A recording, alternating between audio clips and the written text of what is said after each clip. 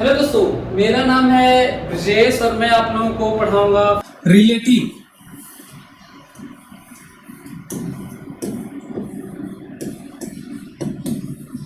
Relative anything, मतलब मैं केवल रिलेटिव लिखा हूं।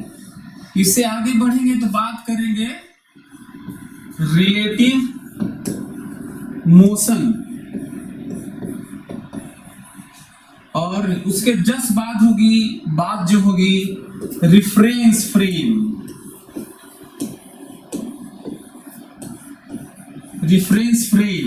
इसके बाद नीचे सिस्टम की बात होगी, है ना। आप देख रहे होंगे पहला मैं जो वर्ड लिखा हूं वो लिखा हूं रिलेटिव। तो रिलेटिव मोशन रिफरेंस फ्रेम। मैं आपको बात कर रहा था कि रिलेटिव मोशन की बात कर रहा था। तो यहाँ पे यदि इसको समझने की कोशिश करें, जो आपको यहाँ पे जो दिख रहा है रिलेटिव, पहला पॉइंट आता है कि दुनिया में सब कुछ रिलेटिव होता है। इससे आपको एक बहुत बड़ा इंस्पिरेशन मिल सकता है कि किसी को टॉप ऑफ समझते हैं तो रियली में वो एक ग्रुप में टॉप रहता होगा। हो सकता है कि कहीं और के लिए वो लास्ट हो, अंतिम पायदान पे हो, जिसको आप टॉपर कहते हैं, आपके क्लास के टॉपर या आपके आईआईटी के टॉपर या पीएमटी का टॉपर। तो इससे आप बहुत बड़ा इंस्पिरेशन ले सकते हैं। तो दुनिया में सब कुछ रिलेटिव होता है। यदि आज आप ये समझ लिए, मैं ट्राई करूंगा, हालांकि चैप्टर तो हम लोग ये पढ़ेंगे, रिलेटिव मोशन पढ़ेंगे, पर यदि आप रिलेटिव को एक लिया जाए तो जो पेन है, जो हंसी खुशी है, जिसका मेजरमेंट नहीं है, उसकी भी बात रिलेटिव तौर पे की जाती है। तो दुनिया में सब कुछ रिलेटिव है। यहां तक कि यदि माई मास इज 60 kg, यदि मेरा मास 60 kg है, it means what? It means simply I am 60 times that of 1 kg which is already defined। मैं उस रिलेटिव के नाम पे, उस पहले से रिफरेंस के नाम पे ही बात कर पा रहा हूं। मैं शुरू में आपको बताने की कोशिश ये कर रहा था कि दुनिया में सब कुछ रिलेटिव है, और ये बात किया था कि बात इस चैप्टर की नहीं है, बात इस सब्जेक्ट फिजिक्स की नहीं है, बात ये केमिस्ट्री मैथ्स और की नहीं है, बात ये हमारे लाइफ की तक की नहीं है। पूरे लाइफ में तो है ही, पूरे ब्रह्मांड में जो भी हम लोग बातचीत करने वाले हैं सब रिलेटिव है। यहां तक कि पेन, जो पेन मतलब जो आप दर्द महसूस करते हैं, वो भी रिलेटिव है। एग्जाम्पल लेते हैं तो आपको ज्यादा आइडिया लगेगा। यदि आपको कहीं चोट लगी है और आप करा रहे हैं, मतलब आप पेन फील कर रहे हैं, आपको मैं बता रहा हूं, दूसरी जगह ज्यादा चोट लगा लीजिएगा, हथौड़े से मार दीजिएगा, अपना हाथ दूसरी जगह काट लीजिएगा, और आप जो पेन है ना, वो जो महसूस करते हैं, ब्रेन किस तरीके से रिलेटिव फील करता है, वो जो दूसरा पेन है वो महसूस होने लगेगा, पहला वाला भूल जाएंगे। आप शायद फील भी किए होंगे। तो दुनिया में सब कुछ रिलेटिव है। और मैं बात क्या कर रहा था, जितनी भी क्वांटिटीज मेजर की गई हैं, क्वांटिफाई की गई हैं, अंडरस्टैंडिंग लैंग्वेज तक रिलेटिव है। यदि मैं किसी चीज को मैं बोलूं, मैं हिंदी में कुछ बोलूं किसी अंग्रेज से जिसको इंग्लिश आती हो, तो वो ये हमारे बीच में हम जानते हैं कि इसका मतलब ये है, वो हम बता चुके हैं, असाइन कर चुके हैं। दूसरों को नहीं मालूम है तो नहीं पता चलेगा मैं क्या बोल रहा हूं। मेरी बात आप लोगों को समझ में आ रही होगी। यहां तक कि इसी थ्योरी को फील करके आइंस्टाइन ने स्पेशल थ्योरी ऑफ रिलेटिविटी और जनरल थ्योरी ऑफ रिलेटिविटी दिया था। मतलब ये चीज को समझ के उनका कहना था कि यदि हम दुनिया को देख पा रहे हैं, चाहे जो एजिंग इफेक्ट, चाहे जो भी आपको दिख रहा है, ये जरूर किसी से प्रभावित होगा, इफेक्ट पड़ता होगा। और जब वो स्पीड पे सोचे तो स्पेशल थ्योरी ऑफ रिलेटिविटी जो आइंस्टाइन के है वो इसी पे बेस्ड है कि maximum possible speed is constant which is speed of light. C से ज्यादा किसी की स्पीड नहीं होती। इसी पे बेस्ड टाइम डायलेशन भी है, इसी पे बेस्ड लेंथ कॉन्ट्रैक्शन भी है। आपको समझाने की कोशिश करूंगा आगे जब बात आएगी तो, लेकिन हालांकि अभी इतना जरूरत नहीं है। तो मैं ये कह रहा था, अच्छा एक और चीज पॉपुलर आप देखे होंगे, यदि आप रिलेटिव को समझ जाएं तो आपको इतना बड़ा इंस्पिरेशन मिलेगा और आपको साइंस में बड़ा मजा आने लगेगा। हर जगह आपको बड़ा क्लियर होगा कि इसका मतलब ये है, क्योंकि ये तो सबको एक्सप्लेन करता है। तो मैं अभी रिलेटिव की बात कर रहा हूं। एक पॉपुलर एक कहानी भी ऐसे है अकबर बीरबल के ऊपर, तो जो हो सकता है कि चीजें नहीं हुई होंगी उसको भी उनके ऊपर जोक बना दिया जाता है। तो आपको एग्जाम्पल के तौर पे लेता हूं।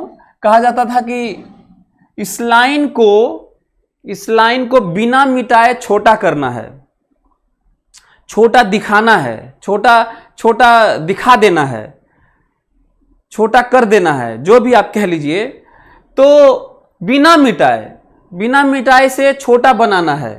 तो छोटा कैसे बनाएं? सच ये है कि दुनिया में कोई भी चीज छोटा बड़ा होता ही नहीं है, रिलेटिव होता है।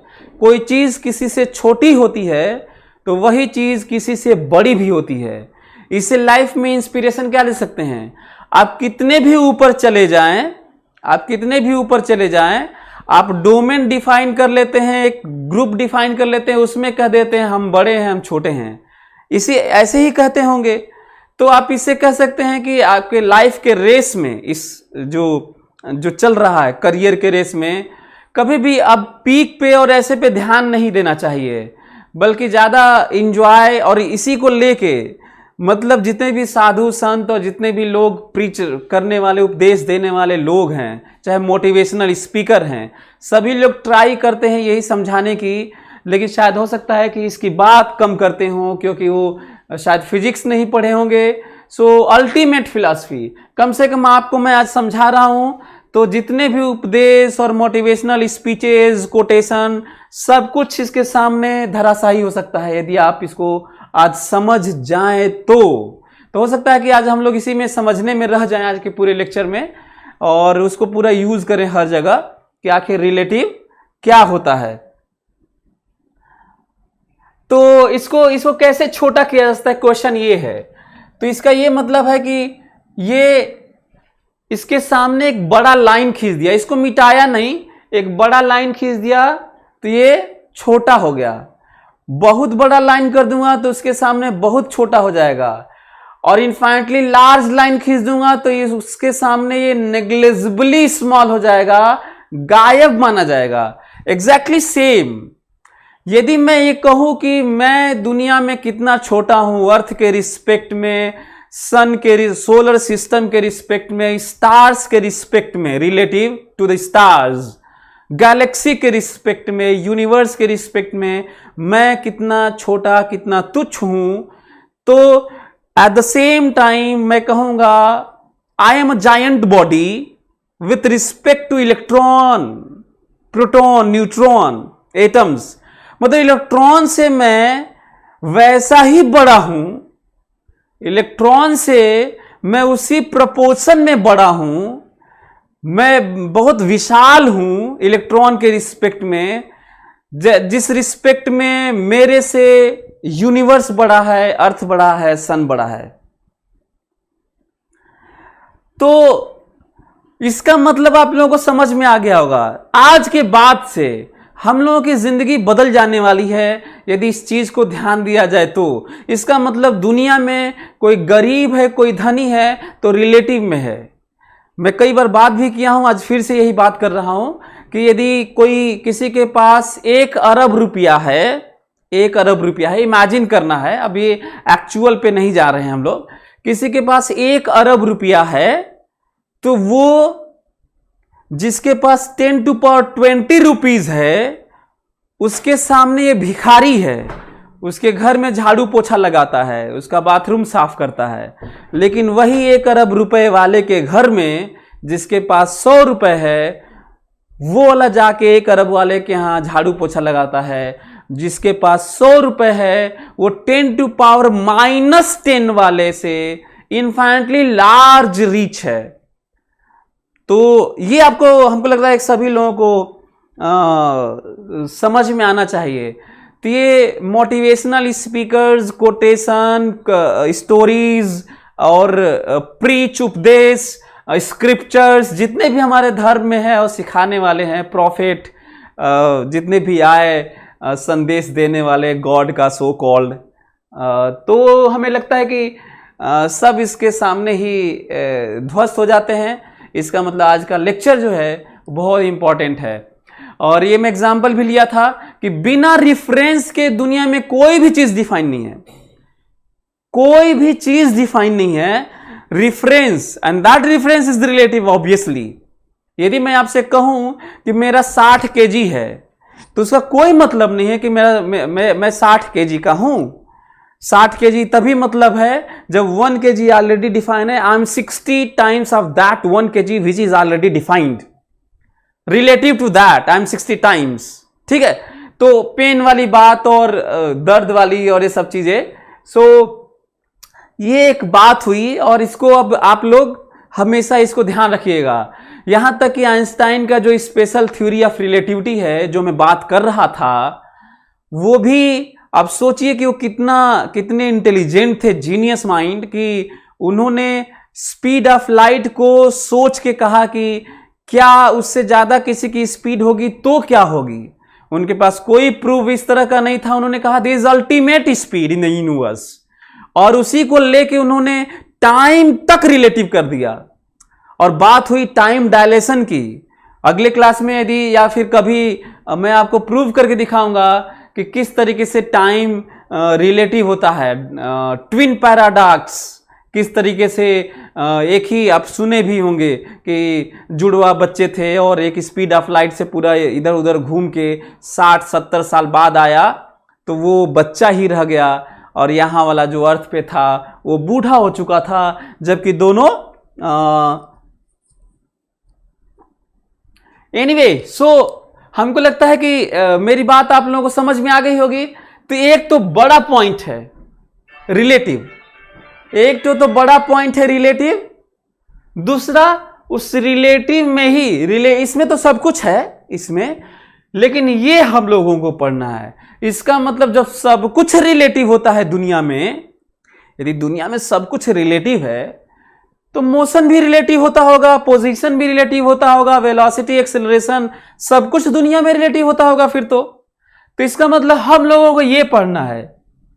और जो इन दोनों की बात हो रही थी वही बात दोनों के लिए जरूरत है, और स्पेसिफिक तौर पे हम किस तरीके से देख रहे हैं। 1 kg के रिस्पेक्ट में देख रहे हैं। मेरा 60 kg, मैं 60 kg का, यदि रेफरेंस फ्रेम टाइम्स के नाम पे 5 kg बना दिया जाए, आई am 12 times of that 5 kg। 5 kg को रेफरेंस बना दें कि यूनिट यही रहेगा, तो उसे तो मैं 12, तब तो 12 ही हूं। मतलब 5 kg इज इक्वल टू 1 चाउ माउ सपोज, सो आई एम 12 चाउ माउ, मतलब कुछ भी ऐसे डिफाइन कर लूं तो आप सोचिए किस तरीके से। सो यदि आप इसको समझ रहे हैं ना, इसको आपको पता है, यदि आप अच्छे से समझें और अप्लाई करना सीख जाएं, देखना सीख जाएं, कीन ऑब्जर्वर हो जाएं, तो वो दिन दूर नहीं होगा जब आप कुछ डिस्कवर करेंगे या इन्वेंट करेंगे या कोई चीज ऐसा करेंगे जो दुनिया याद रखेगी। ऐसा नहीं है कि जो लोग बड़ा काम किए हैं या कुछ बनाए हैं, कुछ कहे हैं, कुछ लिखे हैं, आर्टिस्टिक फॉर्म में कुछ बड़ा नाम कमाए हैं, तो कोई अलग से नहीं आए, हम ही आपके बीच में से रहे हैं। तो ये देखने की कोशिश करेंगे, आपको बड़ा मजा आएगा। अपने दिमाग में इसको बैठा लीजिए और कभी भी हताश निराश मत होइएगा। यदि आपका कुछ मार्क्स है, 300 में से आप 20 नंबर पाए हैं, तो आप मत देखिए कि कोई 250 पाया है। आप देखिए मोटिवेशन के तौर पे, आप ये देखिए मोटिवेशन किस तरह से ले रहे हैं, इस पे डिपेंड करता है। 10 नंबर को देख के खुश रहिए और 22-25 नंबर को देख के रेस में लगे रहिए कि कम से कम कुछ लोगों से हम आगे निकल जाएंगे। 250 देखने पर फ्रस्ट्रेशन होगा, और खुश रहना ज़्यादा ज़रूरी है। इसलिए आप अपने आप को सही रास्ते पर रखते हुए आप 20 नंबर पाए हुए हैं तो आप 18, 17, 10, 5, 0 माइनस देखें। कुल मिला के मैं ये बताना चाहता हूं कि यदि आप खुश रहेंगे तो आप बहुत अच्छा करेंगे लाइफ में। ओके, और मैं वैसे भी मैं कई बार बोला भी हूं कि पोटेंशियल सभी बराबर होते हैं, उनके पैटर्न, उनके तरीके, उनकी सराउंडिंग, उनका जो जर्नी होता है वो इस तरह का हॉन्ट करता है, इस तरह का पीछा नहीं छोड़ता इस तरह से कि वो थोड़ा फ्रस्ट्रेट होकर अच्छा नहीं कर पाता। एनीवे, हमको लगता है कि अब तो ये क्या है, तब रिफरेंस फ्रेम क्या है? सो रिफरेंस फ्रेम है हम कहां से चीजों को देख रहे हैं, किसके रिस्पेक्ट में देख रहे हैं, किससे रिलेट करके देख रहे हैं, किससे कितना टाइम्स या कितना फोल्ड, कितना बाई देख रहे हैं, इस पे डिपेंड करता है कि हम किसी चीज को क्या बता रहे हैं। एग्जाम्पल के तौर पे हमें बहुत अफसोस है कि मैं फिजिकली आप लोगों के सामने प्रेजेंट नहीं हूं, नहीं तो मैं क्लास में जो बोलता हूं सबसे पहले रिलेटिव मोशन में यहीं से शुरुआत करता हूं कि आप हमको बताइए कि मैं रेस्ट में हूं कि नहीं। तो बच्चे तो अपना थोड़ा दिमाग लगा कर देते हैं, सर रेस्ट में नहीं है, कहीं से पता किए रहते हैं, मेरा लेक्चर चाहे सीनियर से मिले होते हैं। मैं तो फिर मेरा क्वेश्चन होता है कि चलो ठीक है, तुम्हें थोड़ा बहुत पता होगा, ये हमको बताओ कि तुम हमें रेस्ट में देख रहे हो कि नहीं। तो सब बच्चे बोलते हैं कि हाँ आप तो रेस्ट में दिख रहे हैं। सो किसी चीज का रेस्ट में होना, रियली एब्सोल्यूट रेस्ट, और रेस्ट में दिखना, होने और दिखने में अंतर होता है। बस अल्टीमेट फिलॉसफी दिस इज। मैं तो ऐसे मोशन की बात कर रहा था, तो ये क्या है, चीजें बड़ा छोटा दिखना और रियली में एब्सोल्यूट होना अलग बात है। और यहीं पे एब्सोल्यूट को कैंसिल किया जाता है कि दुनिया में एब्सोल्यूट और आइडियल चीजें है ही नहीं। हो सकता है कि जिसको हम लोग एब्सोल्यूट माने हैं वो तभी तक है जब तक वो और भी, जैसे speed of light is absolute, यही एब्सोल्यूट, ठीक है। जब तक हमें और ज्यादा स्पीड की बात नहीं हो पा रही है तब तक ठीक है, यही सही।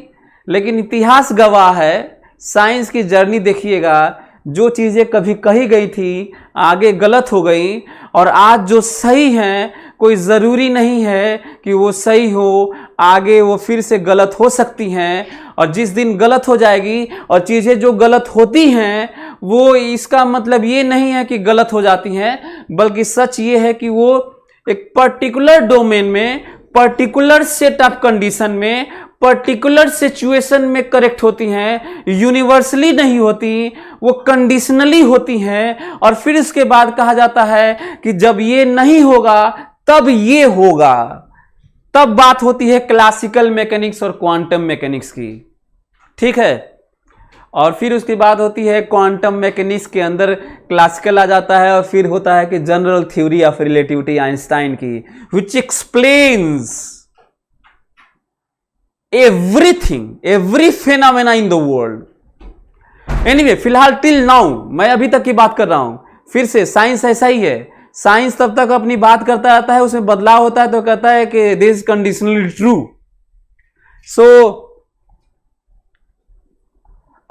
इसका मतलब यह है कि रेफरेंस फ्रेम पे डिपेंड करता है। तो मैं चाहता हूं कि आपका हर नजरिया ऐसा रेफरेंस फ्रेम लेके जिंदगी जीना है आपको, ऐसा रेफरेंस फ्रेम जिससे आपको खुशी मिले।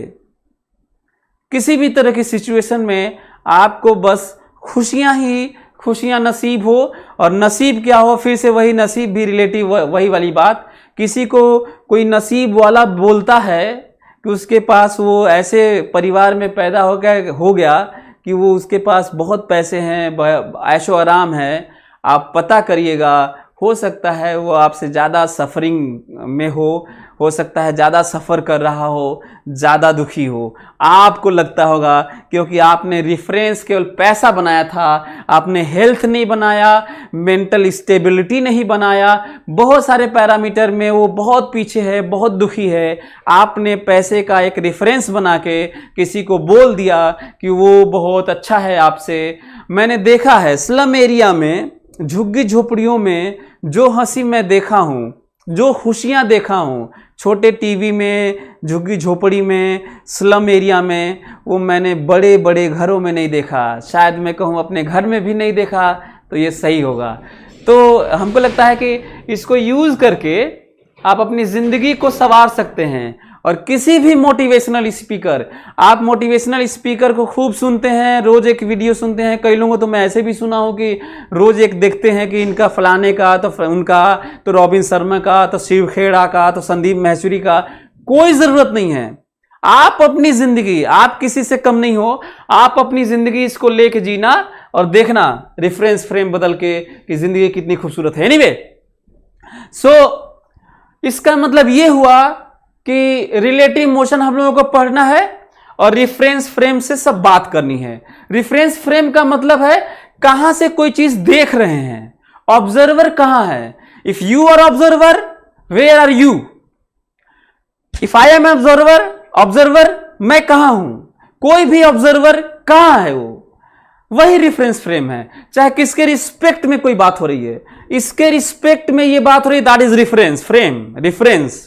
रेफरेंस फ्रेम तो जहां पे है मोशन के लिए रेफरेंस फ्रेम है, नहीं तो बाकी क्वांटिटीज के लिए और अदर चीजों के लिए रेफरेंस होता है। ठीक है, ओके। तो इसका मतलब ये हुआ कि हम लोगों को रिलेटिव मोशन को समझने की कोशिश करनी है। तो चलिए समझते हैं रिलेटिव मोशन। रिलेटिव मोशन में शुरुआत कहां से होगी? ऑब्जर्वेशन में। पोजीशन, चेंज इन पोजीशन के रेट का बदलने का rate, that is acceleration sufficient. इसका मतलब पोजीशन, वेलोसिटी, एक्सेलरेशन। ज्यादा जो ज्यादा साउंड करेगा, तीन चीजें। पोजीशन रिलेटिव होता है, वेलोसिटी रिलेटिव होती है, एक्सीलरेशन रिलेटिव होता है। इसका मतलब क्या ये हुआ कि जो आज तक पढ़े बिना, विदाउट नोइंग रिलेटिव मोशन, क्या वो सब गलत था? नहीं। कुछ चीजें बाय डिफॉल्ट मान ली जाती हैं। जो कुछ इससे पहले हम लोग बात कर रहे थे, अंडरस्टूड था वो कि अर्थ को रेस्ट में, ग्राउंड को रेस्ट में रेफरेंस मान के, रेफरेंस आ गया, रेफरेंस मान के बातचीत हो रही थी। अब ये नहीं कहना है कि यदि सर आप पढ़ाए हैं, सब कुछ रिलेटिव है, तो वेलोसिटी दी गई बस की, ट्रेन की, फलाने की, ढेमकाने की, आपको देना चाहिए था किसके रिस्पेक्ट में है। तो बाय डिफॉल्ट क्या मानना है भाई? ग्राउंड को, अर्थ को रेस्ट में मानना है। क्या मानना है? रेस्ट में, ग्राउंड को या अर्थ को रेस्ट में मानना है, जो कि रियली में रेस्ट में नहीं है। अर्थ अपने एक्सिस के अबाउट बहुत हाई स्पीड से घूम रही है। और यदि इक्वेटर पे हम अपने आप को मान लें, अपने घर को, अपने शहर को, बनारस को, उसकी स्पीड है, जान के आश्चर्य करेंगे, 1600 kilometre per hour, nearly 1600 kilometre per hour, which is more than supersonic jet fighters.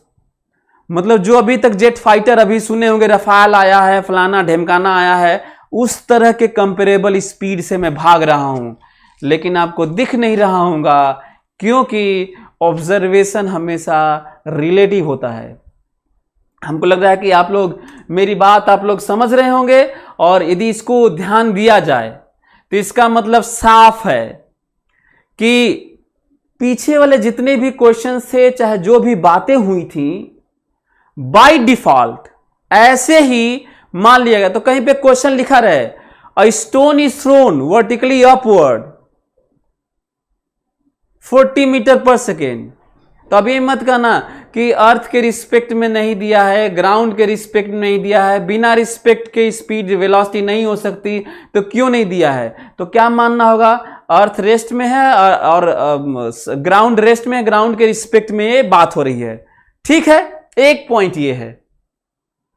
दूसरा पॉइंट पोजीशन। दूसरा पॉइंट ये हो रहा है पोजीशन हमेशा या तो पॉइंट और ओरिजिन की बात होती है, या फिर जब किसी बड़े ऑब्जेक्ट की बात होती है तो रियली में जो डायमेंशन की बात होती है उसके रिस्पेक्ट में उस ऑब्जेक्ट का डायमेंशन पॉइंट माना जाता है। जैसे जब हम लोग फोटो में ग्राफिकली मैं दिखाऊंगा तो पॉइंट ओरिजिन होगा और उससे position R1 R2 RA RB होता है। लेकिन सुने होंगे बस का पोजीशन, बस ए का पोजीशन बस बी के रिस्पेक्ट में, उनके बीच में अब इतनी दूरी होने लगती है कि हम लोग बस को जो एक डायमेंशन है पॉइंट नहीं है उसको पॉइंट माना जा सकता है। फिर से वही रिलेटिव बात आ गई, क्योंकि हम जिस डायमेंशन की बात करने जा रहे हैं उस डायमेंशन के, उस मीटर, उस डिस्टेंस के रिस्पेक्ट में जो बस का लंबाई चौड़ाई ऊंचाई है, जो डायमेंशन है उसको नेग्लिजिबली स्मॉल मान के जहां पर है उसे पॉइंट माना जा सकता है। ठीक वैसे ही जैसे भले ही अर्थ एक बहुत बड़ा हो हम लोगों के मोशन और डिस्टेंस के रिस्पेक्ट में, पर जब गैलेक्सी के रिस्पेक्ट में बात होती है, सोलर सिस्टम, सन कितना दूर है, मून कितना दूर है, गैलेक्सी में यदि अर्थ से कुछ बात करें तो अर्थ पॉइंट की तरह में दिखता है और अर्थ से किसी स्टार की दूरी की बात होगी। अब अर्थ का 6400 किलोमीटर रेडियस वाला अर्थ को पॉइंट दिखता है उस गैलेक्सी के डायमेंशन के रिस्पेक्ट में। इससे अंदाजा लगा सकते हो कि किस तरीके से एक बड़े से बड़े चीज को हम लोग नेग्लिजिबली स्मॉल डायमेंशन का मान के उसे पॉइंट मान लेते हैं। और वही वाला मेरा डायमेंशन जिसको अर्थ के रिस्पेक्ट में बहुत छोटा कहा जा रहा था, वही इलेक्ट्रॉन के रिस्पेक्ट में मैं बहुत ही बड़ा हूं और आप भी बहुत बड़े हैं। सो हमको लग रहा है कि आप लोग मेरी बात समझ रहे होंगे। अब आते हैं रिफरेंस फ्रेम की जो बात हो रही थी, रिफरेंस फ्रेम की जो बात हो रही थी उसको समझने की कोशिश करते हैं। ठीक है, तो इसको देखते हैं कि रिफरेंस फ्रेम रियली में कितनी तरह की होती है, रिफरेंस फ्रेम कितनी तरह की होती है ये देखने की कोशिश करते हैं ना। ठीक है, रिफरेंस फ्रेम देखने की कोशिश करते हैं। सभी लोग देखेंगे, सभी लोग देखें कि रिफरेंस फ्रेम रियली में क्या मीन करता है और कितने तरह का होता है। ठीक है, सभी लोग देखें।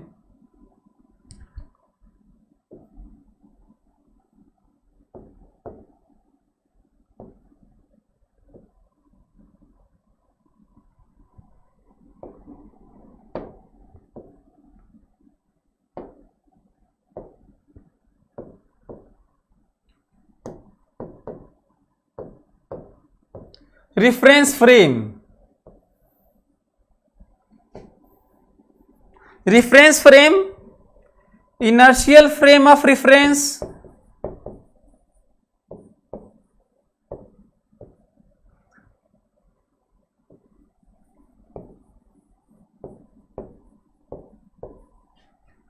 Non inertial frame of reference.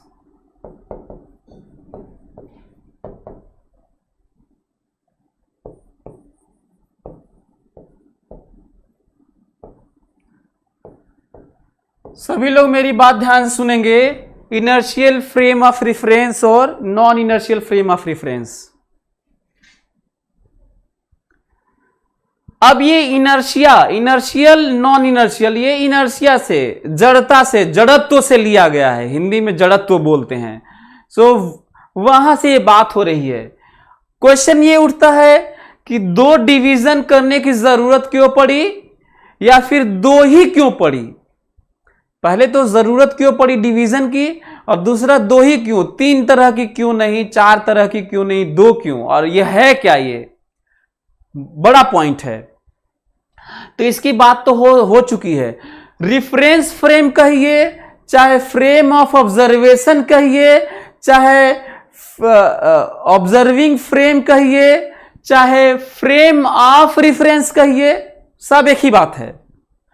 Frame of observation कहिए, फ्रेम ऑफ ऑब्जर्वर कहिए, फ्रेम ऑफ रिफरेंस कहिए, रिफरेंस फ्रेम कहिए, रिलेटिव टू समथिंग कहिए, सब एक ही बात है। आपका मन करता है तो सब लिख भी सकते हैं कि फ्रेम ऑफ ऑब्जर्वेशन या फ्रेम ऑफ और करके लिख भी सकते हैं, सब एक ही बात है।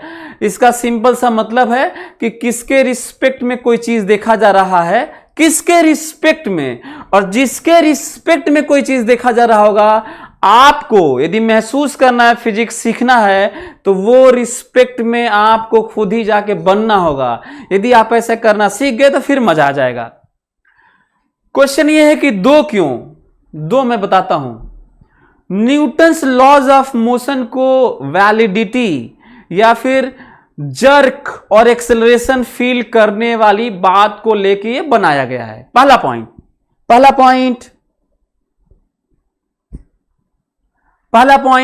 क्या? पहला पॉइंट जो हम महसूस करते हैं जर्क या एक्सेलरेशन, कभी भी हम लोग किसी बंद कमरे में रेस्ट में रह के वेलोसिटी महसूस नहीं कर सकते, लेकिन किसी बंद कमरे में, बंद लिफ्ट में, बंद ट्रेन में, बस में, किसी बंद क्लोज चीजों में, और सब कुछ रेस्ट में रहे, आप भी रेस्ट में रहें, तो आप वेलोसिटी महसूस नहीं कर सकते, क्योंकि आपकी अपनी वेलोसिटी जो पूरा सिस्टम चल रहा है, कोई दूर दूर तक रिफरेंस नहीं है ताकि आप पता कर सके कि आप रियली में चल रहे हैं कि नहीं। पर एक्सेलरेशन महसूस करते हैं, ऐसे हो जाएंगे, ऐसे हो जाएंगे, ऐसे हो जाएंगे, मुड़ेगा तो, है ना। वही वाला न्यूटन्स लॉज ऑफ मोशन जो आगे वाला चैप्टर है जो हम लोग पढ़ने वाले हैं, वही वाला है। तो न्यूटन्स लॉज ऑफ मोशन को कह लीजिए, चाहे एक्सेलरेशन फोर्स को महसूस करने की बात वाली बात को लेके ये दोनों बातें आई हैं। इसका मतलब हम कहां से किसी चीज को देख रहे हैं वो दो तरह का हो सकता है, या तो उसका एक्सेलरेशन क्या हो सकता है, जीरो, या तो एक्सेलरेशन किसका, आप लोगों को समझ में आ रहा है किसका? फ्रेम का। और फ्रेम का मतलब जहां से होके आप देख रहे हैं। अब कई लोग रहे सर ये कम समझ में आ रहा है, कहां से होके देख रहे हैं, जहां से होके देख रहे हैं, ये सब यदि आपकी बात हो रही तो मैं बता देता हूं क्या प्रॉब्लम कम समझ में आ रहा है। तो चलिए मैं बता देता हूं, ध्यान से समझ, सभी लोग समझने की कोशिश करना, फोकस करो मेरी बात पे, सभी लोग, एक एक लोग। इमेजिन करो रोड पे कोई बाइक वाला जा रहा है, इमेजिन करो रोड पे एक बाइक वाला ऐसे जा रहा है 10 मीटर पर सेकेंड से, ठीक है, ओके।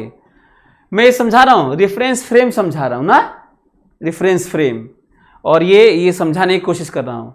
एक बाइक वाला 10 मीटर पर सेकेंड से जा रहा है, तो बाइक वाला अपना जा रहा है, देखने वाले लोगों को सुनो, मैं रोड पे बगल में खड़ा होकर देख रहा हूं कि बाइक वाला उधर 10 मीटर पर सेकेंड से जा रहा है। कोई लिफ्ट में ऊपर जा रहा है, ग्लास का लिफ्ट है, ट्रांसपेरेंट है, देख सकता है।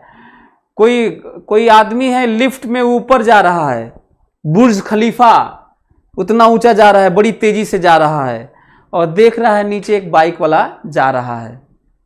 एक एरोप्लेन में टेक ऑफ किया है ऐसे एंगल पे, और वो देख रहा है बाइक वाले को। उधर से एक आदमी 20 मीटर पर सेकेंड से आ रहा है और बाइक वाले को देख रहा है। एक आदमी बस में इधर जा रहा है 40 मीटर पर सेकेंड से, बाइक वाले को देख रहा है, ठीक है। कितनी पॉसिबिलिटी हुई, एक बाइक वाला जो जा रहा था उसी के पीछे बैठा हुआ एक आदमी देख ही नहीं पा रहा था कि वो जा भी रहा है, वो तो बगल में जमीन उमीन देख लिया था, नहीं तो उसके रिस्पेक्ट में तो रेस्ट में था।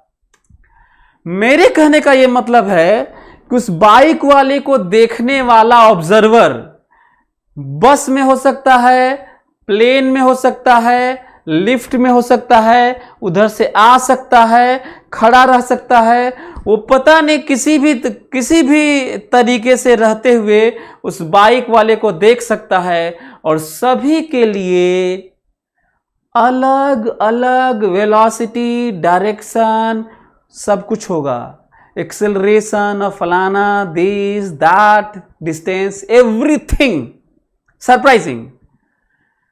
समझ में आ रहा है? जैसे एग्जांपल लेते हैं पोजीशन, यदि कोई उधर खड़ा है, जो मेरे रिस्पेक्ट में यदि कोई खड़ा है उधर, ये देखो, ये पेन मेरे रिस्पेक्ट में ये पश्चिम की तरफ है, लेकिन किसी और के रिस्पेक्ट में कहेगा कि ये दक्षिण की तरफ है, किसी और के रिस्पेक्ट में ये पूरब की तरफ है, किसी के रिस्पेक्ट में ये डाउन है और किसी के रिस्पेक्ट में ये अप है। सरप्राइजिंग पोजीशन बता रहा था मैं अभी।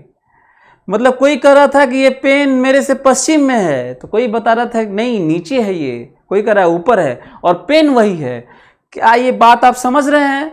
यदि आप समझ रहे हैं कि यदि 0 है फ्रेम, इसका मतलब जो ऑब्जर्वर था ना, लिफ्ट में ऑब्जर्वर था तो वो लिफ्ट फ्रेम है, बस में था तो बस फ्रेम है, किसी कार्ट पे था तो वो फ्रेम है, रिक्शे पे था वो फ्रेम है, ग्राउंड पे था तो ग्राउंड ही फ्रेम है। मतलब ऑब्जर्वर को घेर देना है ऐसे ऐसे ऐसे ऐसे ऐसे, और यदि वो चल रहा है ऑब्जर्वर तो उसको चलाना है दैट फ्रेम। फोटो फ्रेम देखे होगे, चाहे देखे होगे न्यूज में देखे होगे कि कोई बम ब्लास्ट करके देखा है, सीसी कैमरे में कैद हुआ है, तो ध्यान देते होगे उसमें दिखाता होगा, फ्रेम बना दिया होगा, that is frame of observer. Frame of वो रखने वाला उसको बना दिया और कह रहा है कि ये पॉइंटेड रहता है, वो बम रख के भागता है कि ये देखिए ये है वाहियात आदमी, ये है आतंकवादी, ये देखिए रख के कुकर, साइकिल पे बम और फलाना रख के भाग रहा है। तो फ्रेम बनाते होंगे, ब्लिंक करता हुआ ऐसे चलाता रहता है, that is frame. So observer जहां है उसे ही, वो कहां है उसे ही फ्रेम कहते हैं। अच्छा, ए फ्रेम, यदि वो फ्रेम एक्सिलरेटेड है, जो जिसको देखा जा रहा है वो नहीं, जहां से देखा जा रहा है, जो ऑब्जर्वर है, दो चीजें हैं ना, एक तो किसी चीज को देखा जा रहा है और एक देखने वाला है। तो देखने वाला होता है रिफरेंस फ्रेम। मैं कहां हूं, यदि वो जिसको मैं देख रहा हूं वो एक्सेलरेटेड है, क्या है, मोशन में है, भाड़ में जाए, उससे कोई मतलब नहीं है। हम क्या हैं, हम एक्सेलरेटेड हैं कि नहीं, उससे डिपेंड करता है कि इनर्शियल फ्रेम है कि नॉन इनर्शियल फ्रेम है। और एक किसके लिए है? NLM, Newton's laws of motion. आप लोग लिख सकते हैं, यहां पे क्या है, यहां पे वेलोसिटी कांस्टेंट, v कांस्टेंट है ये, और जीरो कांस्टेंट ऑलवेज। या तो रेस्ट में रहे या तो कांस्टेंट रहे, and this v is varying. So जल्दी से सभी लोग लिख लो तो हम लोग थोड़ा आगे बढ़ जाएं। आज हम लोगों को यही समझने की कोशिश करेंगे सभी लोग, तो जल्दी से इसको लिख लो, ये वाला लिख लो, रिलेटिव मोशन का एक पॉइंट है। पिछला वाला भी जो लिखा था वो लिखना चाहिए था, और ये लिख लो, और नीचे लिख लो कि क्यों दो डिवाइड है ये। इसके नीचे लिखो Newton's laws of motion is valid, Newton's laws of motion are valid with respect to inertial frame of reference. Write down it. Inertial, इसके नीचे लिखो, नीचे Newton's laws of motion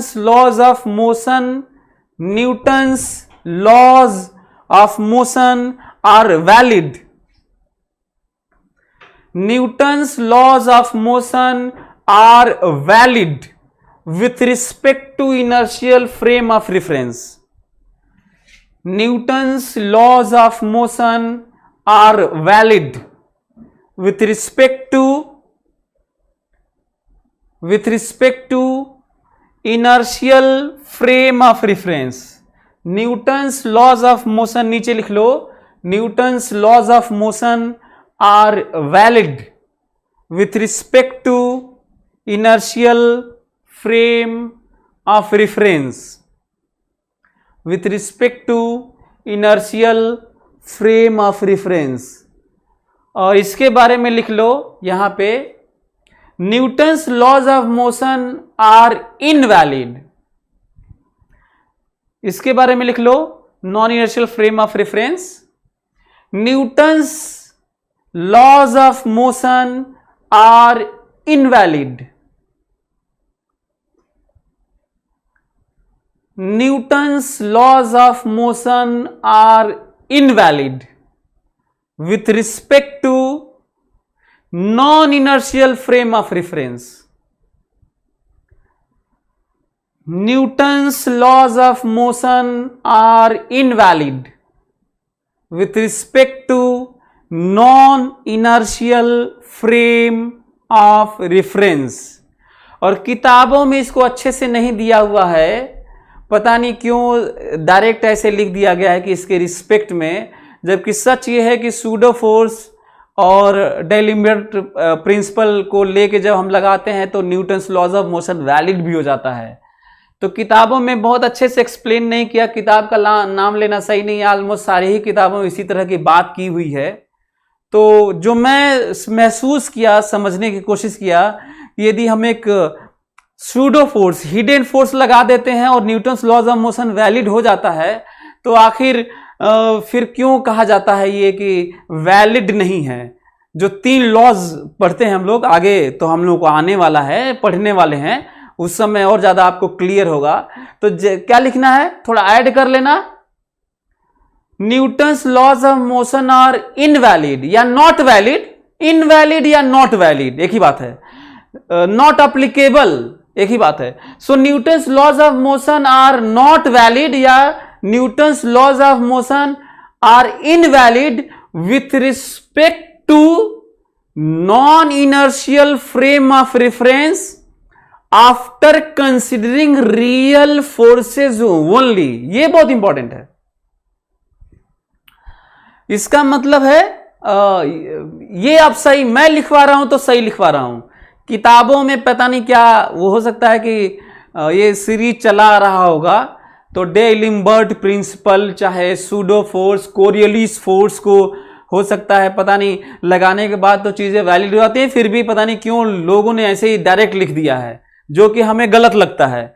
सो क्या लिखेंगे, Newton's laws of motion are not valid और invalid with respect to non inertial frame of reference after considering real forces only, after considering real forces only. मतलब केवल real force को यदि हम लोग consider करें तो सिस्टम पे जिसको ऑब्जर्व कर रहे हैं, तो ये फिर इनवैलिड होता है। अब क्वेश्चन होता है कि सर ये कम समझ में आ रहा है, समझ में नहीं आ रहा है, कोई बात नहीं, मैं बता रहा हूं, ध्यान से मेरी बात सुनना। ये जो आप लोगों को सूडो फोर्स बोल दिया, डे-लिम्बर्ट प्रिंसिपल बोल दिया, और ये नॉन इनर्शियल फ्रेम में ही invalid NLM Newton's laws of motion क्यों हो रहा है, तो सब कुछ आज तो नहीं समझोगे, तो बस आज लिख लो ना, और ट्रस्ट फेथ, मतलब आप बिलीव करिए कि मैं आपको समझा लूंगा जब जरूरत पड़ेगी तो। और एनएलएम की बात हो रही है तो एनएलएम में ही समझेंगे सूडो फोर्स और सब, तो मैं फिर से आपको बताऊंगा। फिलहाल हम लोग को रिलेटिव मोशन वाली बात करनी थी और कंप्लीट लिखना था, तो वो लिख लिए हैं, ठीक है। सो आप लोग लिख लिए होंगे, तो इसका मतलब क्या हुआ, थोड़ा सा हल्का सा बता ही देता हूं। इसका मतलब ये हुआ कि यदि मैं बस में जा रहा हूं, मैं बस में परमानेंट मैं रुका हूं, फोकस करो, यदि मैं परमानेंट रुका हुआ हूं तो मैं इनर्शियल फ्रेम में हूं। परमानेंट रुक के कोई चीज देख रहा हूं, चिड़िया उड़ रही है, कोई चीज दौड़ रहा है, बाइक वाला जा रहा है, कार वाला आ रहा है, कुछ भी, यदि मैं रेस्ट में हूं तो मैं किस फ्रेम ऑफ रेफरेंस में हूं, मैं इनर्शियल फ्रेम ऑफ रेफरेंस में हूं। लेकिन मैं यदि बस में बैठा हूं और मेरी बस चल रही है तो मैं इनर्शियल फ्रेम में हूं कि नॉन इनर्शियल फ्रेम में हूं। मैं बस में बैठा हुआ, बस चल रही है और मैं बाहर देख रहा हूं, पेड़ को देख रहा हूं, बस को, दूसरे बस को देख रहा हूं, चिड़िया चुड़ुंग जो भी सबको देख रहा हूं, और मैं बस में मोशन कर रहा हूं, तो किस फ्रेम में हूं? तो सब बच्चे बोलने लगते हैं कि सर आप नॉन इनर्शियल फ्रेम में हैं। गलत है। यदि मेरी बस कांस्टेंट वेलोसिटी से चल रही है तब भी मैं इनर्शियल फ्रेम ऑफ रेफरेंस है मेरा।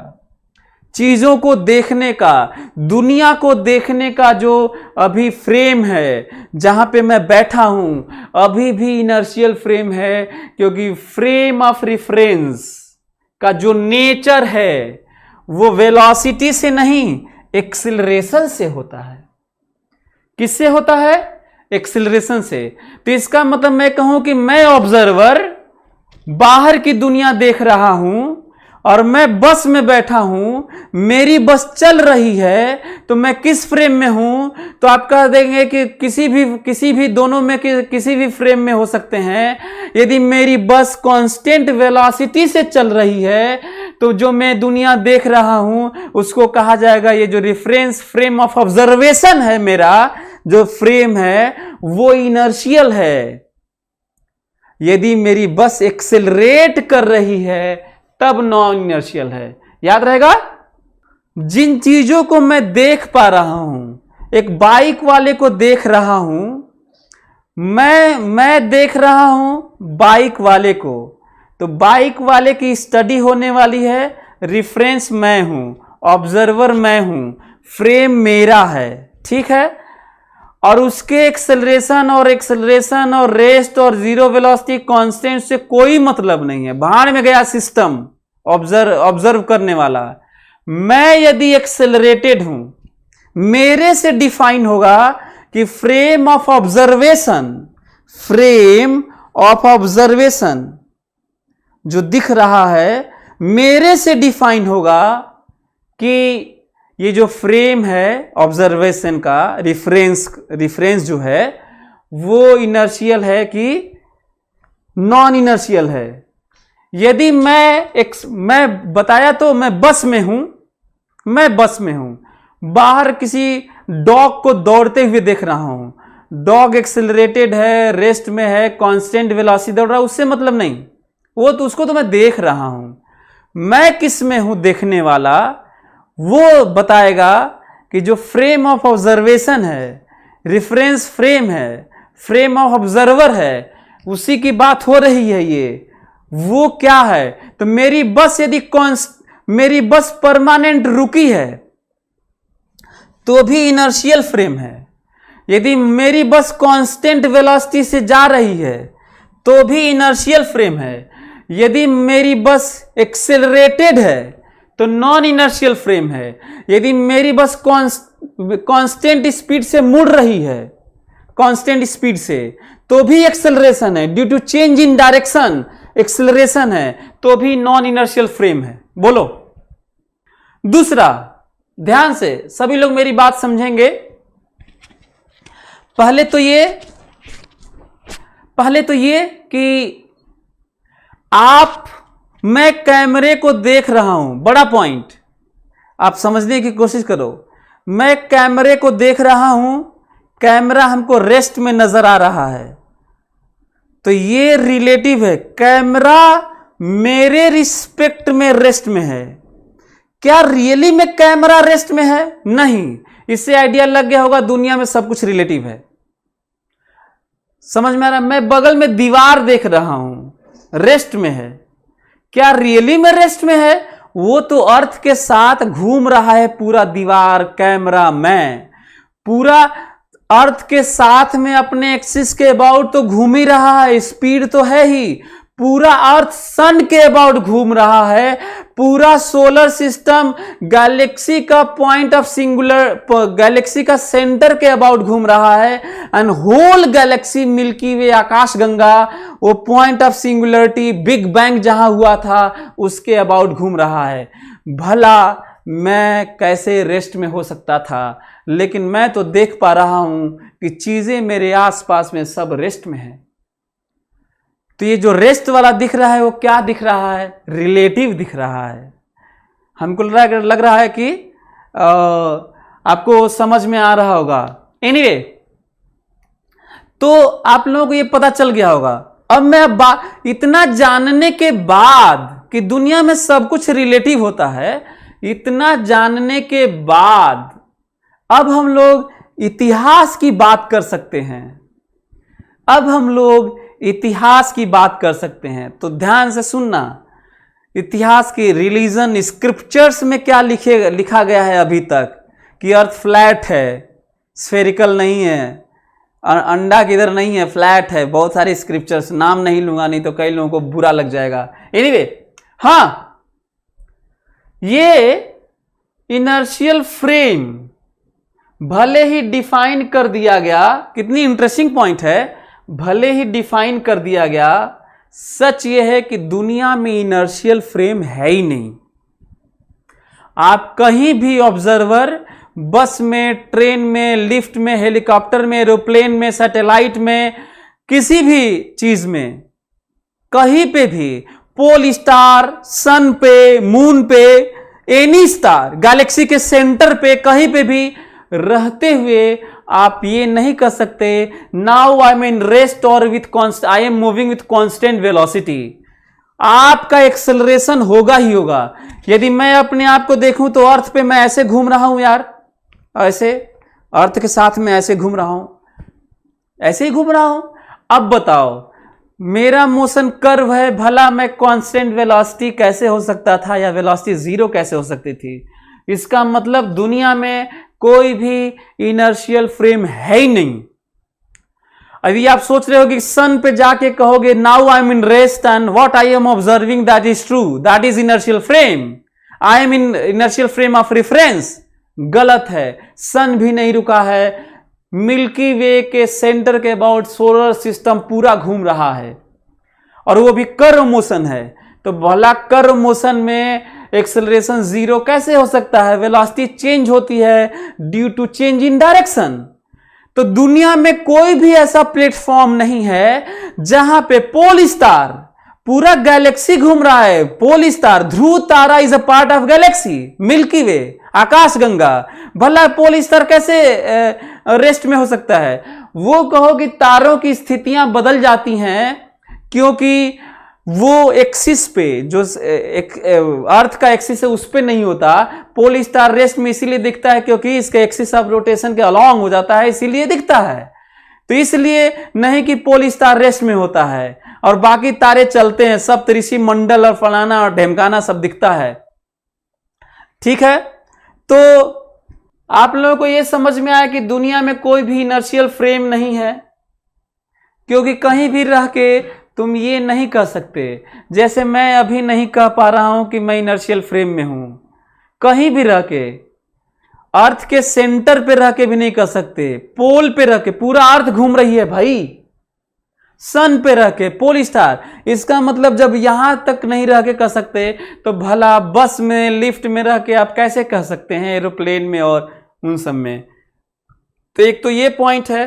अब क्वेश्चन ये उठता है कि जब ये हाइपोथेटिकल ही हो सकता है, इमेजिन ही किया जा सकता है, रियल में नहीं तो पढ़ा क्यों रहे हैं?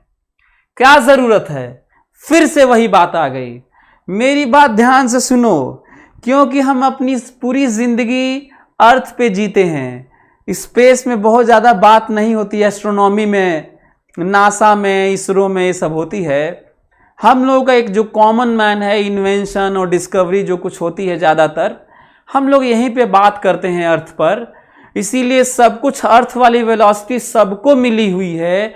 इसीलिए क्योंकि सबको मिली है इसलिए कह देते हैं किसी को नहीं मिली है, और अर्थ को रेस्ट में मान के इनर्शियल फ्रेम बना लेते हैं for the time being, for the sake of understanding, for the sake of realisation मान लेते हैं, और हम लोग आगे से यही मानेंगे। फिलहाल हम लोग बातचीत ब्रॉडर वे में कर रहे हैं, पर अर्थ को हम लोग इनर्शियल फ्रेम मान लेते हैं जो कि रियली में है नहीं। तो अब आप लोगों को समझ में आ गया हो क्यों पढ़ रहे हैं? बोलो। बाय डिफॉल्ट हम लोग, अच्छा पता चल जाएगा जब कहेगा अर्थ इनर्शियल फ्रेम है कि नहीं, तो अब पता चल गया कि ये तो यूनिवर्स के लेवल की बात हो रही है, अर्थ के लेवल की बात हो रही है।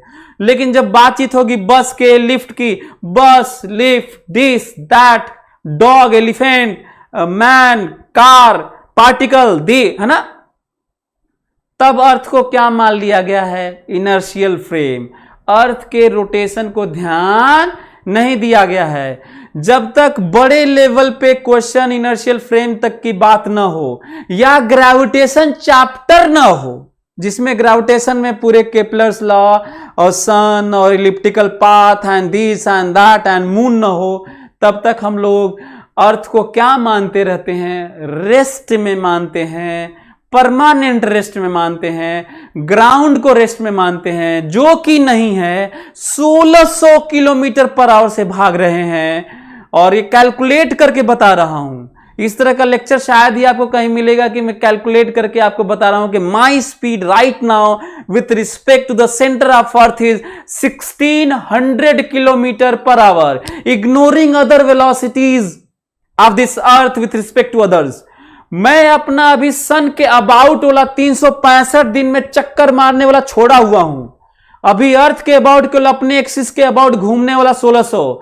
यदि मैं सन के अबाउट ले लूं तो ये हजारों लाखों किलोमीटर पर आवर हो जाएगा। यदि मैं गैलेक्सी का ले लूं तो और ज्यादा अर्थ का हो जाएगा। यदि गैलेक्सी का भी पॉइंट ऑफ सिंगुलरिटी के अबाउट ले लूं तो और ज्यादा हो जाएगा। इससे इमेजिन कर सकते हैं माई स्पीड राइट नाउ इज अरबों खरबों kilometre per hour right now. अभी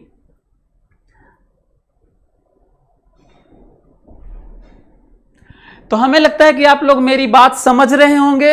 यदि आप समझ रहे होंगे तो फिर से मैं वही बात बोलूंगा कि जरा साइंस किस तरह से इवॉल्व होते हुए, एडवांस होते हुए, अंडरस्टैंडिंग अपनी बनाते हुए, खुद को ही खोजते हुए कैसे यहां तक पहुंचा है, वो समझने की कोशिश करते हैं। चलिए, बहुत पहले की बात है, बिफोर क्राइस्ट या जो भी पहले, यदि मैं कहूं कि नाम लूंगा तो ज्यादा, अरिस्टार्कस एक बड़ा नाम है, सोक्रेटिस है ना, अरिस्टोटल, गैलीलियो, ये सब, गैलीलियो तो इधर का नाम है। 500 बीसी, 500-600 बीसी, 500-600 बिफोर क्राइस्ट, अंग्रेजी कैलेंडर से की शुरुआत होने से 500-600 साल पहले भी बातें हुई हैं और लोग ऑब्जर्व किए हैं स्टार्स को, उनके लाइन ऑफ कनेक्शन को, ऐसे लाइन बना बना के लोगों ने स्टडी किया है और लोगों ने अपने अपने तरीके से एक्सप्लेन किया है। टॉलमी रहे हैं, है ना, प्लेटो और क्या, बहुत एक लंबी सी फहरिस्त है। मैं बताने की कोशिश कर रहा हूं कि रिलीजन, जो धर्म है, स्क्रिप्चर्स में कहा गया है, जो गॉड के द्वारा बनाई गई दुनिया कही जाती है, हालांकि मैं नहीं मानता, आप लोग हो सकता है ज्यादातर लोग मानते होंगे। उसमें क्या व्यवस्था है? जियोसेंट्रिक थ्योरी थी। कौन सी थ्योरी? जियोसेंट्रिक। तो जियोसेंट्रिक तो आप लोगों को मैं थोड़ा समझा दूं ताकि आप लोगों को थोड़ा मजा आ जाए आज के लेक्चर में, है ना। एनीवे, तो आप लोग रेफरेंस फ्रेम आप लोग लिख लिए। मैं समझ रहा हूं कि रेफरेंस फ्रेम आप लोग समझ गए हो कि रेफरेंस फ्रेम कैसे डिसाइड होगा, और मैं ट्राई भी कर रहा हूं। मैं जानता हूं कि आप लोगों को कितना समझ में आएगा फिलहाल और कितना नहीं आएगा, तो मैं ट्राई किया कि आपको उसी तरह बताऊं और आप चीजों को समझने की कोशिश करें। तो आपको मैं बता दूं कि क्यों नहीं इनर्शियल फ्रेम दुनिया में है, तो सभी लोग ध्यान देने की कोशिश करें। जियोसेंट्रिक थ्योरी,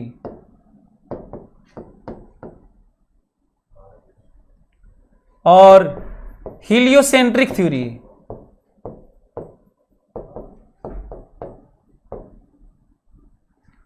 और सेल्फ सेंट्रिक थ्योरी।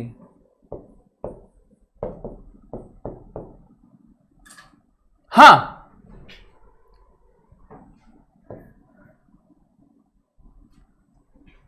ये आखिर ये 3 बातें आज हम लोग जान लेंगे, फिर उसके बाद थोड़ा हम लोग समझ लेंगे, फिर उसके बाद हम लोग आज लेक्चर थोड़ा ओवर हो जाएगा। ध्यान से मेरी बात सुनिए आप लोग ना, सभी लोग। जियोसेंट्रिक थ्योरी लैटिन वर्ड है ये, जियो मीन्स अर्थ, सेंट्रिक थ्योरी। जब तक साइंस का बहुत ज्यादा एडवांसमेंट नहीं हुआ था तो स्क्रिप्चर्स में सब जगह पहले, जब ये स्क्रिप्चर्स मतलब जो हमारे काव्य हैं, ग्रंथ हैं, जिनसे उपदेश लेके जो मौलवी और पंडा लोग, चाहे जो फादर पादरी जो भी उपदेश देते हैं, जो रिफरेंस लेके that is scriptures, geocentric theory की बात की गई है। Earth is the centre of whole universe, earth ही पूरे ब्रह्मांड का केंद्र है, and everything is moving around it. Earth ही पूरे ब्रह्मांड का केंद्र है और बाकी सारी चीजें चल रही हैं। ऐसा क्यों कहा गया? इसलिए कहा गया कि क्या आपको लगता है कि अर्थ चल रही है? आप अर्थ पे खड़े होंगे, बैठे होंगे, आपको लगता है कि अर्थ चल रही है? तो आपका आंसर होगा नहीं। तो कहीं भी जाके देखेंगे आपको लगेगा कि अर्थ रेस्ट में है, और आपको दिखेगा कि सन ईस्ट में निकला, ऐसे जा रहा है, उधर डूब गया। मून निकला, यहां से गया उधर, स्टार्स यहां से वहां, शाम को यहां दिखे, बाद में वहां दिखे। इस तरह का देखा गया। देखने वाले नेकेड आई से ऑब्जर्व करते रहे और जियोसेंट्रिक थ्योरी दे डाले। सभी लोग जियोसेंट्रिक थ्योरी के आगे लिख लें, इसका कंसिडरेशन है earth is a centre of whole universe, earth is a centre of whole universe and everything is moving around it, है ना? ये थ्योरी है और सही भी लग रहा था, लोगों को कभी महसूस नहीं हुआ कि अच्छा ये भी थ्योरी है। दूसरा हीलियोसेंट्रिक थ्योरी, बाद में कोपरनिकस और क्या क्या गैलीलियो, केपलर, टाइको ब्राहे, एक बड़ी लंबी सी फहरिस्त आई सामने, लंबा सा एक दौर आया अरिस्टार्कस की, और के मैं बात भी कर रहा था कि पहले इस तरह का ऑब्जर्वेशन तो शुरू हो चुका था 500 BC। बाद में आया कि ऐसा है कि ये ज्योमेट्री बना बना के और सोलर ल्यूनर एक्लिप्सेस और ये सब देखो के कीन ऑब्जर्वर थे ये लोग, और देख के उन्होंने बताया कि ये ऐसा है कि अर्थ सेंटर नहीं है, अर्थ रुका हुआ नहीं है, बल्कि सन रुका हुआ है। Helio stands for sun, centric मतलब सेंटर, थ्योरी मतलब theory. So sun is a centre of whole universe, sun is a centre of whole universe. तो Copernicus, Tycho Brahe, Kepler, Galileo, Newton, this that, एक लंबी सी फेरिस्त आई और ये हुआ कि ये गलत है थ्योरी, थ्योरी ये सही है, सन रेस्ट में है और बाकी अदर 8 प्लैनेट्स, अब तो बहुत सारे और भी डिस्कवरीज होती जा रही है। सो सन रेस्ट में है, बाकी अर्थ घूम रही है, ठीक है। अच्छा, बाद में 1960 के अराउंड 60-80s इन बिटवीन बहुत तेजी से डेवलप हुआ हबल्स, एडविन हबल एक साइंटिस्ट का नाम है और उन्हीं के नाम पे बड़े बड़े टेलीस्कोप बने हुए हैं, सेंटर्स बने हुए हैं, स्पेस सेंटर्स, हबल टेलीस्कोप। और उनका एक ग्रुप था साइंटिस्ट का, उन्होंने बिग बैंग थ्योरी दिया था। हालांकि बिग बैंग के पीछे बहुत सारे लोगों का भी अपना हाथ रहा है, बहुत कुछ बताए लोग। उन्होंने बताया कि एक पॉइंट था, पूरा whole universe was a packed in nutshell, infinite temperature, infinite density, concentrated, पूरा ब्रह्मांड इतने में एक नट शेल में बंद था, एक्सप्लोड हुआ और बाकी ये चीजें बनी और सब घूम रही हैं। Angular momentum of that whole energy mass system is conserved and momentum to पूरा घूम रहा है। यही कारण है कि 100 मिलियन गैलेक्सीज हैं और हर गैलेक्सी में 100 बिलियन स्टार्स हैं। 100 बिलियन गैलेक्सी हैं। उस 100 बिलियन गैलेक्सीज में से एक गैलेक्सी का नाम है आकाशगंगा, मिल्की वे। उस आकाशगंगा एक गैलेक्सी में 100 बिलियन स्टार्स हैं। उस स्टार्स में 100 बिलियन स्टार्स में से एक स्टार सिस्टम का नाम है सोलर स्टार सिस्टम, और सोलर स्टार सिस्टम में एक प्लैनेट का नाम है अर्थ, और अर्थ का अपना एक सैटेलाइट, नेचुरल सैटेलाइट है, मून आप वेल नोन है। तो ये पता चला कि एवरीथिंग इज मूविंग, दुनिया की सारी चीजें मूव कर रही हैं। कैंसिल हो गया। ये कहा गया कि सन रेस्ट में कैसे हो सकता है जब मिल्की वे, आकाशगंगा, मतलब every Galaxy is receding away. ये तो प्रूव हो चुका है डॉपलर इफेक्ट से। बिग बैंग थ्योरी पे आप क्वेश्चन मार्क लगाइए, लेकिन मतलब यूनिवर्स इज एक्सपैंडिंग, इस पे तो क्वेश्चन मार्क नहीं है, ठीक है। ओके, सो हेलियोसेंट्रिक थ्योरी रॉन्ग, ये भी wrong, scriptures fail, heliocentric theory fail. अब आया कि भाई दुनिया में तो कोई रेस्ट में अब है ही नहीं, बिग बैंग या उसको सही मानिए चाहे गलत मानिए, everything is receding away away away. पूरा यूनिवर्स एक्सपैंड कर रहा है, पूरा यूनिवर्स एक्सपैंड कर रहा है, all the heavenly bodies are going away, distance between them, distance amongst them are increasing। एक अपना एक डिबेट है, ये साइंस का हिस्सा है, एस्ट्रोनॉमी, उस पर नहीं जा रहा हूं। जब ये पता चला कि दुनिया में अब कोई रेस्ट में नहीं है, कोई कांस्टेंट वेलोसिटी से नहीं चल रहा है, इनर्शियल फ्रेम अब कहीं नहीं है, अब ये क्वेश्चन हो गया, then we can not measure, बड़ा साइंस के लिए बड़ा statement, we can not measure speed और velocity of anything any time. दुनिया में अब किसी भी चीज की वेलोसिटी और एक्सेलरेशन, अब ये सब चीजें मेजर नहीं की जा सकती हैं एग्जैक्ट, क्योंकि before being to measure anything you have to come in rest. आपको रेस्ट में आना होगा, नहीं तो वेलोसिटी, रेस्ट में आएंगे तभी एक्चुअल वेलोसिटी मेजर कर पाएंगे। यदि आप मोशन में होंगे तो आप रिलेटिव मोशन ही मेजर कर पाएंगे, ऑब्वियस सी बात है। अब ये मत कहना कि सर स्पीड ऑफ लाइट को कैसे मेजर किया गया ना, तो फिर से वो अलग थ्योरी है। फिलहाल जो मैं बता रहा हूं उसको सुनने की जरूरत है।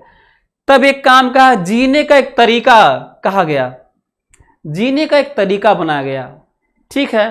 क्या बनाया गया? ये कहा गया कि यहां से देखोगे तो सही होगा, सब कुछ गलत हो गया, यहां से देखोगे तो सही होगा, तो ये भी गलत हो गया। बाद में ये बिग बैंग थ्योरी, इसको बिग बैंग भी लिख सकते हैं इसके बीच में। अच्छा है, बिग बैंग थ्योरी को यदि बिग बैंग थ्योरी को यदि हम लोग सही ना भी माने तो एवरीथिंग इज रिसीडिंग ना, दो दूर जा रहे हैं, तो बिग बैंग थ्योरी आ गई, वो कह दिया कि ऐसा है भाई कि ये भी सही नहीं है, सब कुछ मूव कर रहा है। मजबूरी में कहना पड़ा ऑब्जर्वेशन, और फिर लौट के वहीं चले गए। कहा गया कि I am the not, earth is not a centre of whole universe, sun is not a centre of whole universe, center of galaxy is not a center of whole universe, that point of singularity where big bang was created, explosion was there happened, so वो भी नहीं है क्योंकि identify नहीं, पता नहीं चला। मजबूरी है, I am the center of whole universe, what I am observing that is true, self centric, I am the self centric theory, मतलब सब गया भाड़ में, कुल गया भाड़ में। यदि ऐसा कह दिया जाए कि जो तुम देख रहे हो सही नहीं है, जो वेलोसिटी कह रहे हो सही नहीं है, तो एक काम किया जाएगा, एक काम करें, जो हम देख रहे हैं वही सही है, जो हम महसूस कर रहे हैं वही सही है। I am the centre of whole universe, मैं ही ब्रह्मांड का केंद्र हूं, जो मैं देखूंगा वही सही है, बस। मैं तो कहता हूं कि यदि दुनिया को देखना है तो एक कहीं पे लिख लेना बड़े से कि भाड़ में जाए दुनिया, हम बजाए हारमोनिया। इस टाइप की जिंदगी जीना शुरू करना, तुम्हारी जिंदगी बहुत खूबसूरत हो जाएगी। और यही कह के अपनी जिंदगी जियो, पढ़ो, समझो। और वही बात हुई सेल्फ सेंट्रिक थ्योरी में कि भाड़ में जाए थ्योरी, भाड़ में जाए दुनिया और हम बजाए हारमोनिया। मतलब हम तो अब तो हम जो देखेंगे, मोशन, जो कुछ महसूस करेंगे, देखेंगे, वही सच है। That is self centric theory, that is self centric theory. आप लोगों को, हमको लगता है कि आप लोगों को सबको मजा आया होगा। अब हम लोग वीडियोस देख लेते हैं, मोशन देख लेते हैं, फटाफट उसकी बात कर लेते हैं, और अगले क्लास में हम लोग फार्मूला और उसको समझने की कोशिश करेंगे, ठीक है। तो सभी लोग देखें तो मेरी बात सुने ध्यान से। ये देखिए, यदि आप ऑब्जर्व करेंगे तो ये गाड़ी चल रही होगी, ऑब्जर्व करेंगे तो आप देखेंगे कि ये गाड़ी ये देखिए चल रही है और चीजें ऐसा लग रहा है कि मोशन इधर हो रहा है चाहे ऐसे आता हुआ नजर आ रहा है, इसमें उतना क्लियर नहीं है लेकिन आप देखेंगे तो ऐसे आता हुआ नजर आ रहा है। ये रिलेटिव मोशन है। जब आप मोशन करते हैं ऐसे जाते हैं तो आप अपने आप को क्या कहेंगे, रेस्ट में, और चीजें कहेंगे कि सारी चीजें चल रही हैं, इधर आ रही हैं। दूसरा पॉइंट, दूसरा ये देखिए, यदि आप किसी बस में बैठे हुए हैं, इसके रिस्पेक्ट में रेस्ट में है, यदि रेस्ट में नहीं होता तो डिस्टेंस घटता बढ़ता ना। ये अंदर में सभी चीजें एक दूसरे के रिस्पेक्ट में रेस्ट में है और बाहर की चीजें ऐसा लग रहा है कि पीछे भाग रही हैं, जबकि ऐसा नहीं है। ये सेल्फ सेंट्रिक थ्योरी कहता है कि आई एम रेस्ट एंड पेड़ पौधा घर गृहस्थी खेत खलिहान आर मूविंग बैक साइड, जबकि ये ट्रू नहीं है, लेकिन सेल्फ सेंट्रिक कहता है इट इज ट्रू।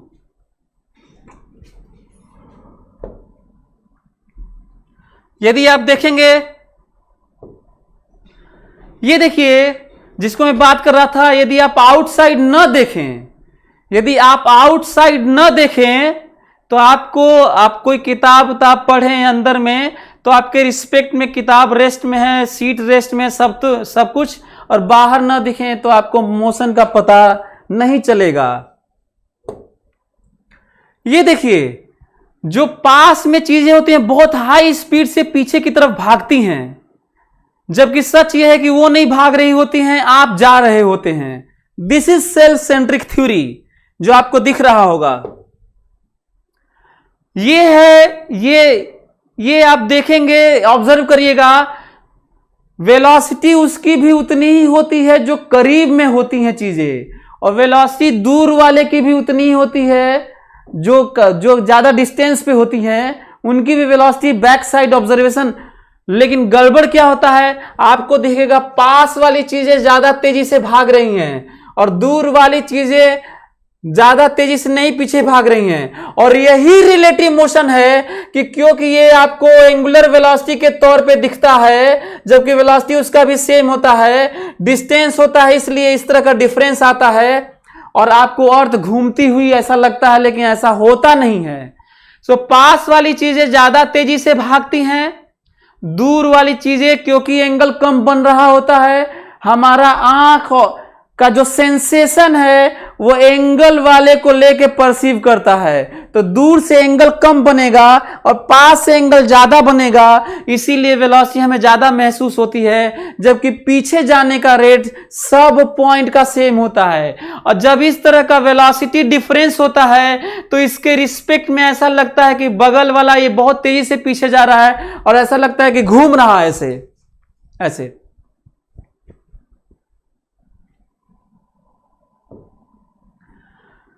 यदि कोई रेस्ट में है तो रेनिंग वर्टिकल दिखाई देता है, और जैसे ही दौड़ता है रेनिंग आपको ऐसे दिखाई देता है, हम लोग पढ़ेंगे।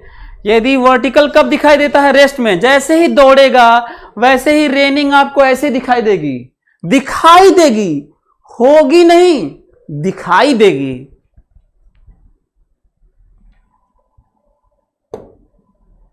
ये देखिए जिसकी मैं बात कर रहा था, 30 किलोमीटर पर second Earth's orbit. How much high speed is not per hour? मतलब हम लोग अर्थ के एक्सिस के रिस्पेक्ट में, अर्थ के अबाउट, एक्सिस के अबाउट, अर्थ के अबाउट, इक्वेटर पे मेरी वेलोसिटी है 1600 किलोमीटर पर आवर। इसमें क्या नहीं लिया गया है, सन के अबाउट वाला नहीं लिया गया है, सन के अबाउट वाला है 30 किलोमीटर पर सेकेंड। कितना किलोमीटर पर आवर, तुम 3600 मल्टीप्लाई कर लो, 3600 मल्टीप्लाई कर लो इसमें, सोचो ये पहुंचने वाला है अबाउट लाख किलोमीटर पर आवर। जो मैं कहा था बात सही हुई कि नहीं। So my velocity with respect to sun is almost millions kilometre पर आवर। सरप्राइजिंग। एनीवे आगे ये देखिए यहां पे स्पीड का रिलेटिव मेजरमेंट दिखाया गया है। अर्थ के रिस्पेक्ट में जो मैं घूम रहा हूं, देखो 1670 लिखा हुआ है, दिख रहा होगा तुम्हें 1600 किलोमीटर पर आवर, इसी को मैं बोला था। ये देखो कितना धीरे धीरे, इसी के रिस्पेक्ट में सब कहा जा रहा है। अब अर्थ की ऑर्बिटिंग सन के अबाउट देखो, देखो लाख कहा था, याद है तुम्हें? 1,07,200 किलोमीटर पर आवर अर्थ की स्पीड है सन के अबाउट। और इसके रिस्पेक्ट में देखो मेरा स्पीड ये माना जाए तो अर्थ खुद ही इतने से भाग रही है।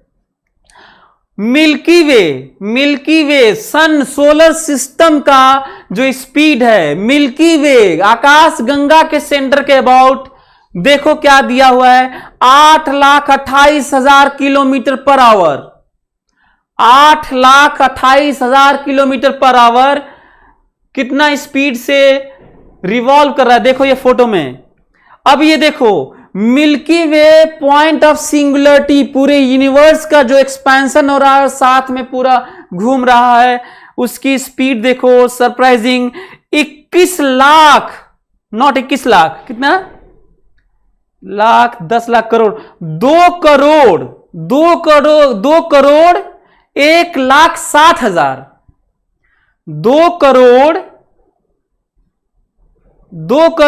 1,60,000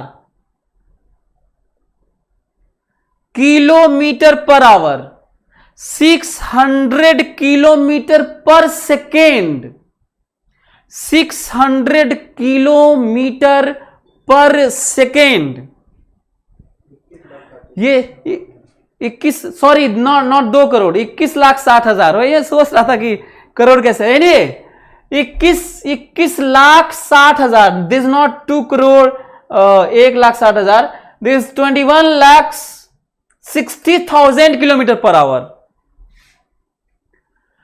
और हमको लग रहा है अब यदि 21 लाख किलोमीटर पर आवर, तो स्पीड ऑफ लाइट के कंपेरेबल तो नहीं, लेकिन थोड़ा सरप्राइजिंग है। इससे आप अंदाजा लगा सकते हैं कि किस तरीके से हम लोग का स्पीड है। My speed is this much right now.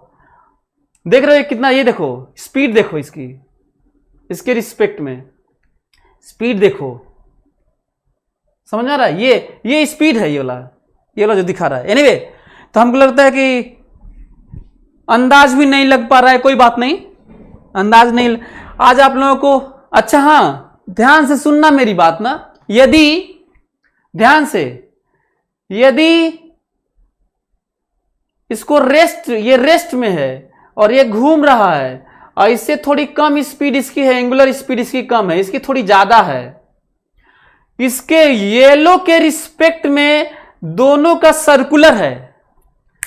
Interesting point, ध्यान से, ताकि हम लोग आगे ज्यादा इमेजिन कर पाए। इमेजिनेशन यदि आपका नहीं होगा, रिलेटिव मोशन और फिजिक्स आपको नहीं हो सकता, नहीं आ सकता।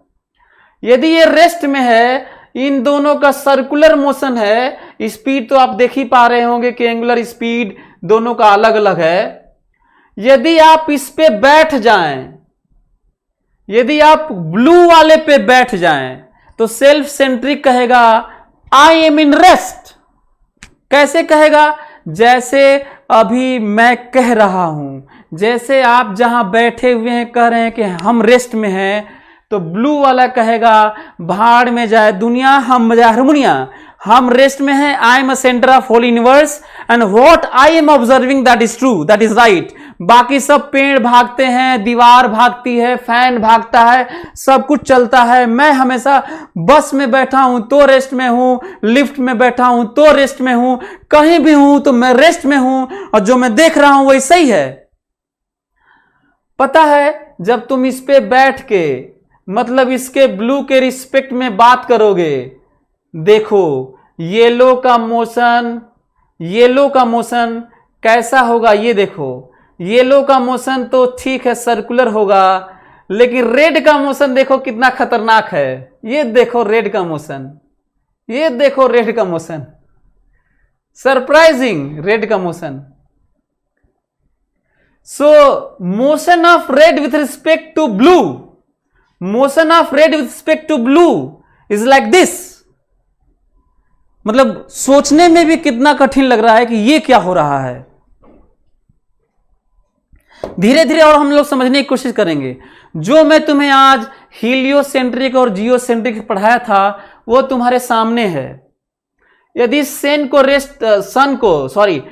को यदि रेस्ट में माना जाए तो जो प्लैनेट्स हैं उनका देखो पाथ सर्कुलर दिखाया गया है, एलिप्टिकल होता है, सर्कुलर, ये तो समझाने के लिए है ताकि ये कट ना करे।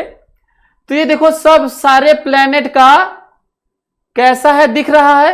अर्थ देखो ब्लू में है, घूम रही है अर्थ दिख रहा है तुम्हें, है अर्थ ब्लू। अब अर्थ पे हम लोग हैं तो याद है, देख लेना, सन चलता हुआ नजर आता है, सन चलता हुआ नजर आता है। इसका मतलब हुआ कि ये जो सन रेस्ट में है, यदि अर्थ को क्या किया जाए रेस्ट में, तो अर्थ के रिस्पेक्ट में सन का मोशन देखो, अर्थ के रिस्पेक्ट में अर्थ को रेस्ट में मान के सन का देखो, और बाकी का मोशन कितना डरावना हो रहा है आप देख सकते हैं। बाकी का मोशन कितना डरावना है आपके सामने है, देख रहे हो। ये वाला वही मोशन है, देखो ये वाला जो कैसा मोशन है, कैसा मोशन है। यदि अर्थ को रेस्ट में माना जाए बजाय इसके सन को रेस्ट में मानने के, तो कितनी भयावह स्थिति आ रही है रिलेटिव मोशन ऑब्जर्वेशन के। ये देखो, यदि अर्थ के अबाउट यदि मून ऐसे घूम रहा है ना, तो उससे रिलेटेड जो वो पॉइंट जो तुम्हें नहीं दिख सकते, स्टार वाले, जो स्टार्स बंद हो जाते हैं तुम्हें दिखना, वो पोजीशन घूमने के कारण ऐसे, अर्थ के अबाउट मान ले सन है, अर्थ के अबाउट ये मून घूम रहा है ऐसे, तो कौन कौन सी चीजें पीछे बंद होगी, तो पहले ऐसे जाके बंद होती हैं पीछे वाली, फिर लौटती हैं, फिर जाती हैं। ये वो लाइन दिखाया गया है जिसके कारण हम लोग नहीं देख पाएंगे। इमेजिन कर पा रहे हो मैं क्या बोल रहा हूं। जो एक्लिप्सेस या जो इनविजिबिलिटी आती है, वो इसी कारण से आती है। हमको लगता है कि आप लोग मेरी बात समझ रहे होंगे। ये देखो, यदि इनको रेस्ट में माना जाए, फ्रेम जो रियल में लिफ्ट या कोई भी चीज, रोड पे कोई रूम, ये दोनों रेस्ट में हो, तो ये देखो कोई चीज चल रहा है जाके रुक गया, एक्सिलरेट हुआ फिर रिटार्ड हुआ और जाके रुक गया। यहां पे देखो, यदि हम लोग इसके रिस्पेक्ट में बात करें, कह दें कि आई एम इन रेस्ट, जो चल रहा है उस पे जाके बैठ जाओ, कहो कि मैं रेस्ट में हूं, तो बाकी सारी चीजें इधर जाती हुई नजर आने लगेंगी। हर एक चीज रूम में चलता हुआ, यदि मैं इधर की तरफ चलूं तो मैं कहूंगा रेस्ट में हूं, बाकी सारी चीजें पीछे भाग गई। तो हमें लगता है कि आप लोग मेरी बात समझ गए होंगे, और आज का लेक्चर इतना ही। अब आप लोगों को पता चल गया होगा कि रिलेटिव मोशन क्या है। अब हम लोग फार्मूला और डेरिवेशन और एप्लीकेशन देखेंगे अगले क्लास में। हमें लगता है कि आप लोगों को बहुत मजा आया होगा। Thank you so much. On IS2ON study is always on. Concepts के बेहतर रियलाइजेशन के लिए IS2ON पर बने रहिए।